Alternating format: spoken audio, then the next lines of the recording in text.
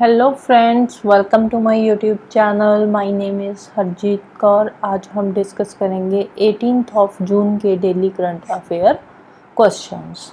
तो अगर आपको इस पर्टिकुलर लेक्चर की पीडीएफ चाहिए तो उसके लिए आप मेरा टेलीग्राम चैनल भी ज्वाइन कर सकते हो, जिसका लिंक आपको नीचे डिस्क्रिप्शन बॉक्स में मिल जाएगा। तो शुरू करते हैं इम्पॉर्टेंट डेज से। सबसे पहले आता है 18 ऑफ जून को autistic pride day. Autistic pride day, ये एक डिजीज़ होती है ऑटिज़म।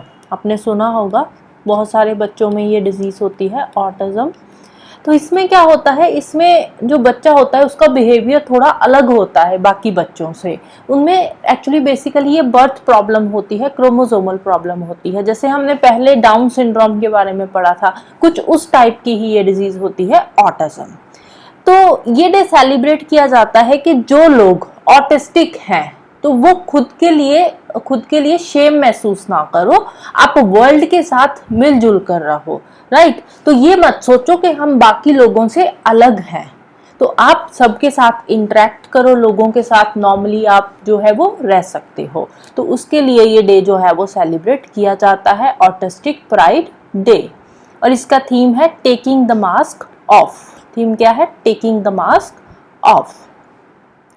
नेक्स्ट आता है 18 ऑफ जून को इंटरनेशनल पिकनिक डे।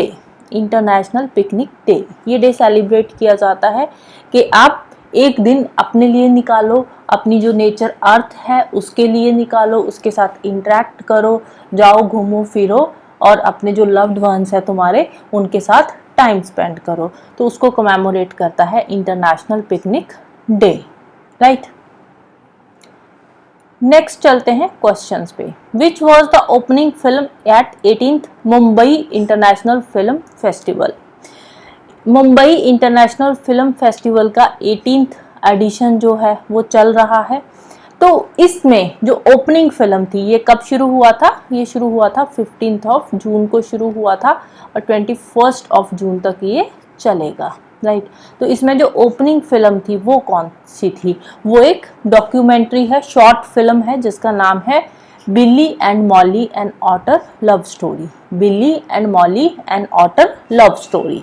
राइट, तो ये जो है ये एक डॉक्यूमेंट्री है, शॉर्ट फिल्म है, अप्रॉक्सीमेटली 75 मिनट्स की ये फिल्म है, जो कि ओपनिंग फिल्म रही है 18th Mumbai international film festival में। राइट, नेक्स्ट है name the largest crater discovered by physical research laboratory on Mars. Mars पे फिजिकल रिसर्च लेबोरेटरी के कुछ साइंटिस्ट हैं, उन्होंने 3 क्रेटर्स रिसेंटली डिस्कवर किए हैं। कितने क्रेटर डिस्कवर किए हैं? 3 क्रेटर्स डिस्कवर किए हैं। कौन कौन से हैं? हिल्सा, लाल, मुर्सन। राइट, लाल जो है वो सेंटर में है, काफी बड़ा सारा है, सबसे बड़ा क्रेटर है, और उसकी लेफ्ट साइड पे आ जाता है हिल्सा और राइट साइड पे है मुर्सन। तो ये 3 क्रेटर डिस्कवर हुए हैं। तो इनमें जो लार्जेस्ट क्रेटर है वो है लाल क्रेटर। जो लाल क्रेटर है ये अप्रॉक्सीमेटली 65 किलोमीटर का है, और हिल्सा एंड मुर्सन क्रेटर जो है ये 10 किलोमीटर के हैं, दोनों ही क्रेटर। राइट, तो ये जो लाल क्रेटर है इसका नाम पड़ा है आफ्टर प्रोफेसर देवेंद्र लाल। देवेंद्र लाल कौन थे? ये इंडिया के जियोफिजिस्ट थे, काफ़ी फेमस जियोफिजिस्ट थे, और पीआरएल के ये फॉर्मर डायरेक्टर भी रह चुके हैं फ्रॉम 1972 टू 1983। और लाल क्रेटर 65 किलोमीटर वाइड क्रेटर है। राइट, फिर मुर्सन और हिल्सा, इनका नाम जो पड़ा है ये एक टाउन के नाम से है। जो मुर्सन क्रेटर है इसका नाम पड़ा है, यूपी में एक टाउन है मुर्सन नाम का, तो वहां से इसका नाम मुर्सन पड़ा है। और जो हिल्सा क्रेटर है ये बिहार के अंदर एक टाउन है, उसके नाम से इसका नाम पड़ा है Hilsa crater. Right, next, where is G7 summit 2024 held. 2024 की जो G7 समिट है ये कहाँ पे होने जा रही है? तो ये हो रही है इटली के अंदर। कहाँ पे? इटली के अंदर, और इंडिया को भी इसमें इनवाइट किया गया है। तो अब यहाँ पे हमारे जाएंगे पीएम मोदी जी, और ये 3rd टर्म में इनका पहला फॉरेन टूर होगा। राइट, अब बात आती है कि क्या इंडिया G7 का जो G7 है, ग्रुप ऑफ 7 कंट्रीज, इसका मेंबर है या नहीं है? तो आंसर है no, India is not a member of G7। जो ग्रुप ऑफ 7 कंट्रीज है, इंडिया उसका मेंबर नहीं है। लेकिन ये जो समिट हो रही है उसमें इंडिया को भी बुलाया गया है। इसके अलावा और भी बहुत सारी कंट्रीज के जो इनवाइटीज है वो आ रहे हैं जो इसके मेंबर नहीं है, राइट। तो G7 है क्या? G7 एक इंटरगवर्नमेंटल ऑर्गेनाइजेशन है, 1975 के अंदर ये बनी थी। G7 कंट्रीज कौन कौन सी है? Group of 7 countries, UK, Canada, France, Germany, Italy, Japan and US. ये 7 कंट्रीज का ग्रुप है G7 कंट्रीज। फिर आती है G8 कंट्रीज। ये कुछ एडिशनल इन्फो है, इसके साथ रिलेटेड नहीं है। तो एक होता है G7 countries, G8 countries, G20 countries. G8 countries में G7 की सारी कंट्रीज आ जाती है और प्लस इसमें रशिया आ जाता है G8 में। G8 में कौन सी कंट्रीज आती है? एक तो G7 की और प्लस रशिया इसमें आ जाता है, राइट। फिर बात करते हैं G20 कंट्रीज की। जो G20 कंट्रीज है इसमें G8 की सारी कंट्रीज आ गई। इसके अलावा इसमें आ जाता है Turkey, EU, Argentina, Brazil, south Korea, Mexico, China, Indonesia, Saudi Arabia, Australia, India and South Africa, right. G20 में G8 कंट्रीज सारी आ जाती है और 12 अदर कंट्रीज भी है और इंडिया जो है वो G20 कंट्रीज का मेंबर है। G20 कंट्रीज में इंडिया मेंबर है, राइट। तो अब बात करते हैं इनको याद कैसे करना है। ये रहा इंडिया, राइट। अब इसको याद करने का यहाँ पे एक जो निमोनिक टेक्निक है वो मैंने बता दी है। गुरुजी सीता अब SSC FCI में है, तो ये निमोनिक टेक्निक है। गुरुजी सीता अब SSC FCI में है। तो G से क्या बन जाएगा? G से आ गया जर्मनी, राइट। G से क्या आ गया? जर्मनी। U से UK, R से रशिया, कहाँ गया रशिया? ये रहा रशिया। और दूसरे U से आ जाएगा USA। ये 4 कंट्रीज लर्न हो गई। G से क्या बन जाएगा? JI। J से क्या बन गया? J से बन गया जापान।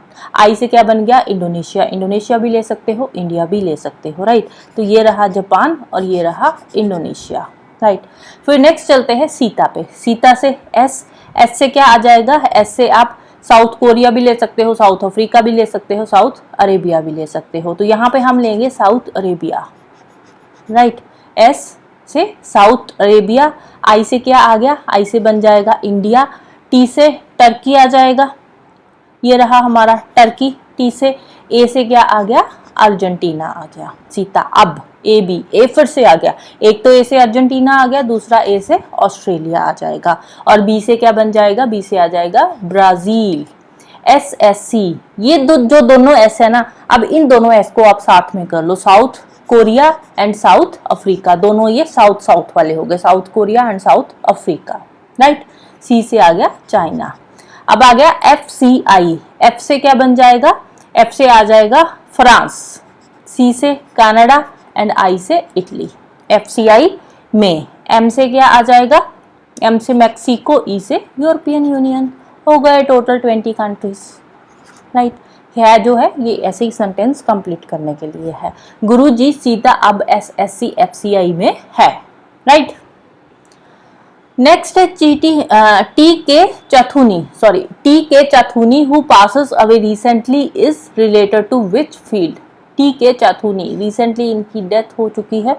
तो ये फेमस फुटबॉल प्लेयर थे, पहले प्लेयर भी थे, उसके बाद कोच भी रह चुके हैं। तो रिसेंटली अब इनकी डेथ हो चुकी है। ये कौन सी स्टेट से थे? ये थे केरला स्टेट से। कौन सी स्टेट के थे? केरला के। नेक्स्ट है who has been appointed as the new director general of FICCI. FICCI की नई डायरेक्टर जनरल अपॉइंट करी गई है। फिक्की क्या है? Federation of Indian chamber of commerce and industry. FICCI क्या है? Federation of Indian chamber of commerce and industry. तो इसकी नई डायरेक्टर जनरल कौन बनी है? ज्योति विज। नेक्स्ट है PM Shri tourism air service launched in which state? PM Shri tourism air service ये कहाँ पे लॉन्च करी गई है? मध्य प्रदेश में। मध्य प्रदेश में कहाँ पे? भोपाल के अंदर ये लॉन्च करी गई है।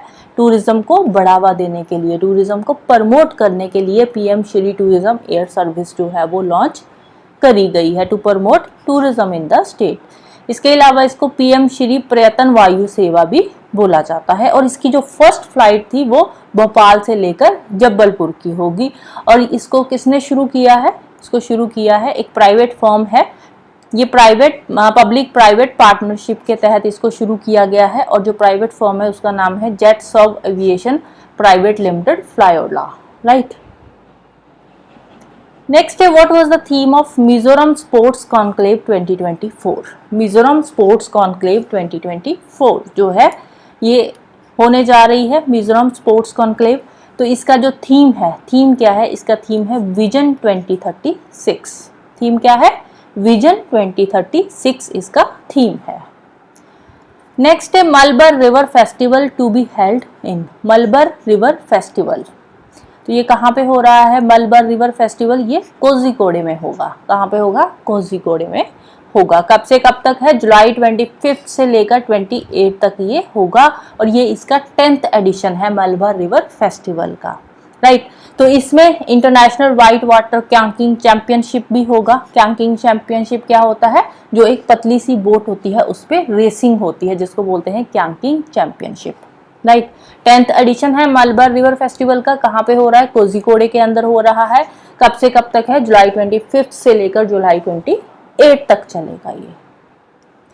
नेक्स्ट है चीफ मिनिस्टर मुनियार काथू मुनीर कपोम। चीफ मिनिस्टर मुनीर काथू मुनीर कपोम, ये एक स्कीम है, राइट। तो ये किससे रिलेटेड स्कीम है, ये स्कीम है सॉइल हेल्थ से रिलेटेड स्कीम है कि कैसे हम सॉइल हेल्थ को और अच्छा बना सकते हैं। सॉइल हेल्थ को जो है सॉइल हेल्थ इंप्रूव करने के लिए ये स्कीम लॉन्च करी गई है। कौन सी स्टेट में ये स्कीम लॉन्च करी गई है, तो ये लॉन्च करी गई है तमिलनाडु के अंदर। कौन सी स्टेट में है, तमिलनाडु में लॉन्च करी गई है to improve health and fertility of soil across Tamil Nadu. तो टोटल कितना खर्चा आया है इस पे, 206 करोड़ का इस पे खर्चा आया है, बजट आउटले है इसका। नेक्स्ट है 1 minute traffic plan. 1 minute traffic plan, ये कौन सी स्टेट में इंट्रोड्यूस किया गया है, स्टेट तो नहीं है, ये कौन सी सिटी में री इंट्रोड्यूस किया गया है, ऐसे आना चाहिए था। कौन सी सिटी में री इंट्रोड्यूस किया गया है, टू ईज कंजेशन। अब देखो गर्मी की छुट्टियां होती है तो ज्यादातर जो लोग होते हैं वो हिल स्टेशन की तरफ जाते हैं, किसी ठंडी जगह पे जाते हैं छुट्टियां बिताने के लिए, जैसे हिमाचल हो गया, उत्तराखंड हो गया, लेह लद्दाख या फिर कश्मीर की तरफ जाते हैं। तो वहाँ पे क्या होता है, बहुत ज़्यादा ट्रैफिक हो जाता है, बहुत ज़्यादा कंजेशन हो जाता है। तो उसको कम करने के लिए ये जो स्कीम है उसको हर साल री इंट्रोड्यूस किया जाता है, स्पेशली जो वेकेशन टाइम होता है उस टाइम पे री इंट्रोड्यूस किया जाता है 1 मिनट ट्रैफिक प्लान। क्या है ये 1 मिनट ट्रैफिक प्लान, ये 40-20 का या फिर 30-30 का ये ट्रैफिक प्लान है। 40-20 का मतलब क्या है कि 40 मिनट्स रेड लाइट रहेगी, 20 मिनट ग्रीन लाइट होगी जब ट्रैफिक चलेगा। जैसे ही ट्रैफिक 20 मिनट चलेगा उसके बाद रेड लाइट हो जाएगी, राइट। या फिर 30-30 अकॉर्डिंग टू ट्रैफिक, अगर ट्रैफिक ज़्यादा है तो 40-20 की रेशो हो जाएगी, ट्रैफिक कम है तो 30-30 की, कि 30 minute red light 30 minute green light, right. तो ये है 1 मिनट ट्रैफिक प्लान। तो ये कौन सी सिटी में री इंट्रोड्यूस किया गया है कंजेशन को कम करने के लिए, तो ये शिमला में री इंट्रोड्यूस किया गया है। क्योंकि जो पहाड़ों में सड़कें होती हैं बहुत ही नैरो सड़कें होती है, इतना ज़्यादा ब्रॉड सड़कें वहाँ पे बनती नहीं है, ऐसे तो है नहीं है 3-4 लेन की सड़कें बन जाए। तो वहाँ पे फिर ट्रैफिक को कम करने के लिए रेड लाइट्स लगाई जाती हैं 500 मीटर पे, right. According to congestion, traffic congestion 500 meter पे यूजली लगाई जाती है। तो ये जो लाइट्स होती है, ट्रैफिक लाइट्स होती है, ये पोर्टेबल होती है। जहाँ पे इनको लगता है कि ट्रैफिक कंजेशन ज़्यादा है वहाँ पे ये रेड लाइट्स जो है वो इंस्टॉल कर दी जाती है, राइट। नेक्स्ट है Jyotirmath is the new name of. तो रिसेंटली उत्तराखंड के अंदर जो 2 नाम है वो चेंज किए गए हैं। एक नाम चेंज करके रखा गया है ज्योतिर्मठ। ज्योतिर्मठ किसका नया नेम है, ये जोशीमठ का नया नेम है। ज्योतिर्मठ जोशीमठ का नया नेम है। उत्तराखंड में ये नेम जो है वो चेंज किए गए हैं। दूसरा है कैंची धाम। कैंची धाम किसका नया नेम है, ये है कोसिया कुतोली का नया नेम है, राइट। कैंची धाम, 2 नाम चेंज किए गए हैं। एक कोसिया कुतोली का नेम चेंज करके क्या रखा गया है, कैंची धाम, और दूसरा है जोशीमठ का नेम चेंज करके रखा गया है ज्योतिर्मठ, राइट। उत्तराखंड के अंदर ये नेम चेंज हुए हैं, रिसेंटली चेंज हुए हैं, तो एग्जाम में पूछे जाने के चांसेस ज़्यादा है। चेंज क्यों किए गए हैं, due to some religious reasons, right. Next है according to the popular food guide Taste Atlas which is India's best dish made from mango. India की एक टेस्ट एटलस गाइड का जो है उसके अकॉर्डिंग इंडिया की सबसे बेस्ट डिश कौन सी है जो मैंगो से बनती है, राइट। ये टेस्ट एटलस क्या है, ये एक पॉपुलर फूड गाइड है। इसके अकॉर्डिंग इंडिया की हमने बेस्ट डिश बताना है जो मैंगो से बनती है, तो वो है आमरस। कौन सी है बेस्ट डिश? आमरस, राइट। लास्ट क्वेश्चन है आज का, who is the largest ammeter of nitrous oxide in the world? World में नाइट्रस ऑक्साइड का लार्जेस्ट अमिटर कौन सी कंट्री है? सबसे ज्यादा नाइट्रस ऑक्साइड जो अमिट करती है, तो कंट्री का नाम है चाइना। चाइना सबसे ज्यादा नाइट्रस ऑक्साइड अमिट करती है और इंडिया का रैंक है इसमें सेकंड। लार्जेस्ट अमिटर है चाइना और इंडिया का रैंक है इसमें second, right. So that's all for today. तो जाने से पहले वीडियो को लाइक कर देना, शेयर कर देना और चैनल को सब्सक्राइब कर लेना। Thank you, bye bye and have a nice day.